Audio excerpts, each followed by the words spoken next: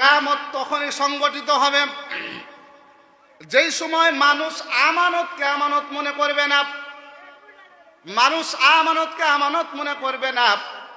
মানুষগুলো আমানতের খেয়ানত করবে। যখন মানুষগুলো আমানতের খেয়ানত করবে, মুসলমান বন্ধুগণ বুঝে নেন, যখন মানুষগুলো আমানতের খেয়ানত করবে, ঠিক আল্লাহ সুবহানাহু ওয়া তাআলা ওই সময় কিয়ামত জারি করে দেবে। জোরে বলেন না সুবহানাল্লাহ।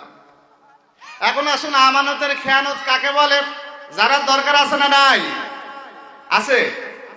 আসেন, সর্বপ্রথম আমানতের খেয়ানত করবে তারা যাদের ভিতরে কোরআনের ইলম নাই, যাদের ভিতরে কোরআনের জ্ঞান নাই, যাদের ভিতরে, যাদের অন্তরে আল্লাহর ভয় নাই।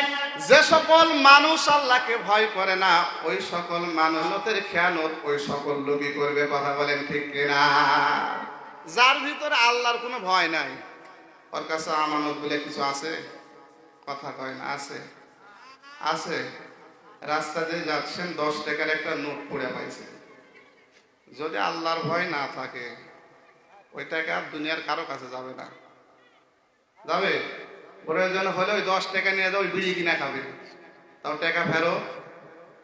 কথা কয় না বারে। কথা বুঝেন? আমার কথা বুঝতেছেন তো নাকি? কথা বুঝেন না?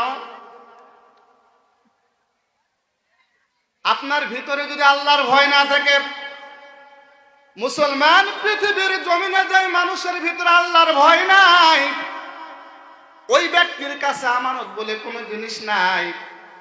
টাকাও যদি পড়ে পায়, প্রয়োজন হলে টাকা পকেটে রেখে দেবে।